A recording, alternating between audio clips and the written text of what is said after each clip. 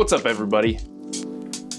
Welcome back to the channel. Today, we're gonna shoot some pretty interesting still life portraits, I guess fine art, if you will. But first, I need to be honest with you. I already shot this video, and when I started editing it, I realized how freaking boring it was because I spent the entire time trying to figure it out. I know I can do better than that. You deserve better than that. So here we are, reshooting a video. Let me lay it down for you. I'm a huge fan of Peter Andrew Lusztyk.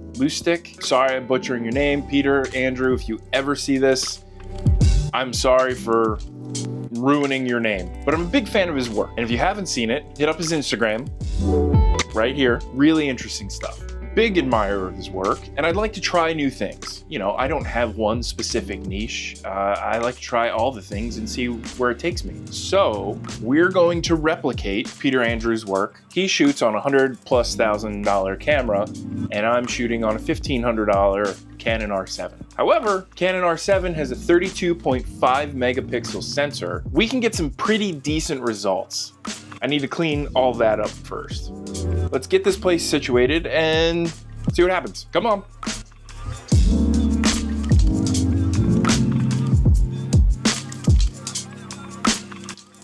Okay, so we need to build an overhead rig that shoots down onto a flat surface. Then what we're gonna do is we're gonna focus bracket. So we're going to shoot 25, 30 images, and what it's going to do is it's going to adjust the focal length in really small increments to capture a lot of detail. We're going to need a lot of light because for something like this, we're going to have to shoot at f11, and we're going to need the white backdrop. One of the problems I encountered, I've been shooting with the Canon 100mm macro. It's the only macro lens that I have. You shoot with what you got. Being 100mm, I need some distance, right? So I laid my white backdrop on the ground. What happens? You get cat hair, dust, dirt, whatever's on the bottom of your socks, shoes, whatever. It just somehow attracts onto it. And I'm like, ah! There's a lot of editing and post that you have to do. So to avoid that, I'm gonna shoot on a table. Point number 2. Well, it's kind of like point 1B. I really wanted to shoot larger item like this guitar. This guitar was my great-grandfather's from the early 1900s. This thing has all the character in the world, and one day I'm going to photograph this in this method to get all the texture out of it. It has texture galore.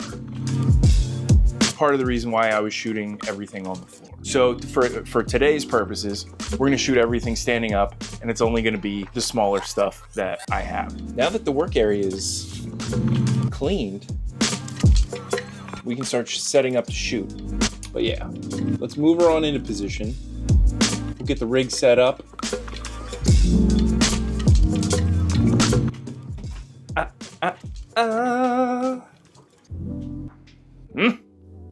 This chandelier is a real problem. Can't do anything about it, but I'm gonna complain about it. Backdrop.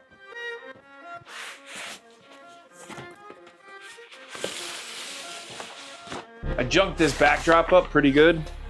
I do with my scissors. Oh, there they are.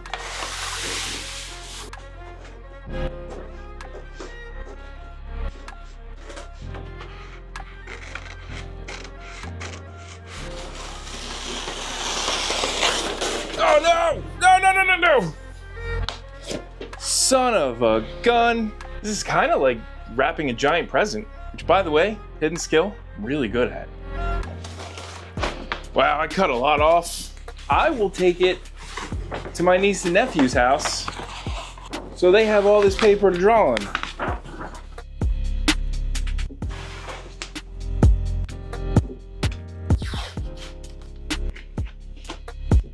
Probably a way better way to do what I just did, but that's what the comment section is for. Just put it there and I'll do it next time, I swear.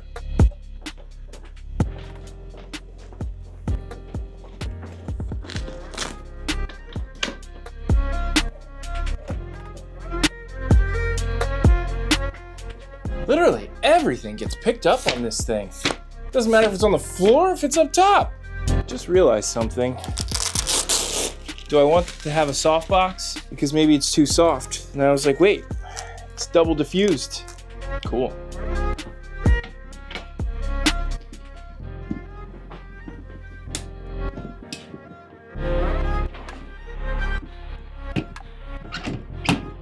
Okay. This is where things are gonna get a little silly. Okay, so my idea is to put camera on this pin like so, but it's not gonna reach out far enough. So how do we manage that? Good thing I bought this tripod that can do this. Okay.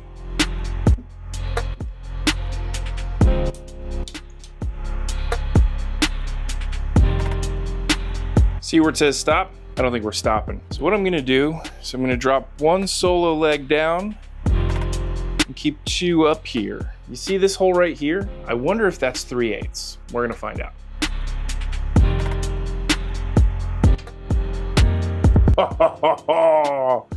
No way.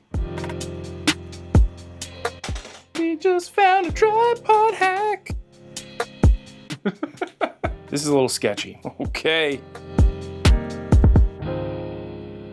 All right. Oh, I think we just figured something out. Check this out now. We have the camera attached here, like so. We're coming across the K&F Concept tripod. There's the little 3/8 hole there, which I put onto this stud on this newer light stand. So that's kind of like our basis of holding everything up. We can use the tripod legs to hold things in place. Whoa, this is crazy. All right, I'm glad you guys were here for this. Okay, so I need the USB cable because we are gonna tether to the Mac Studio, which is why I have the camera this way so I can just run it around and I don't have to worry about knocking into it and whatnot. You know what? I should set up some negative fill. Let me do that real quick. Harbor Freight moving blanket, like $5.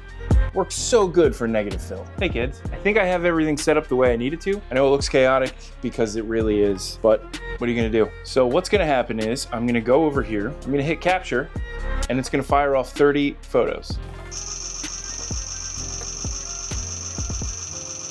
Okay, so then what it does is it loads them in all over there. Incremental photos of every detail.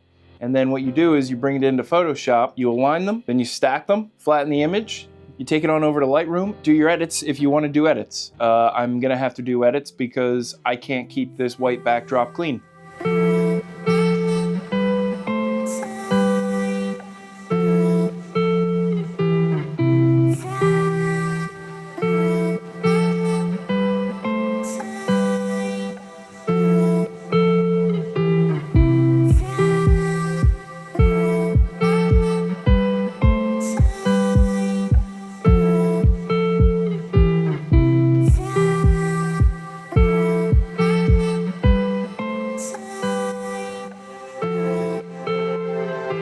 All right, guys, I think that's about it for me because now I got to go in and I've got to stack all these things. Let me know in the comments if you want to see that video on how to stack and make these things look good. Otherwise, head on over to my Instagram page at PaulGarrisonIV and you should be seeing these shortly.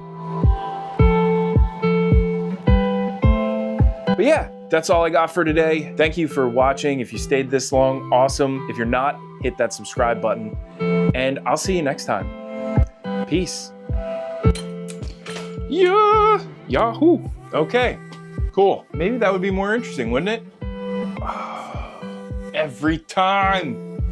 Every time. And then, ooh, hey, oh,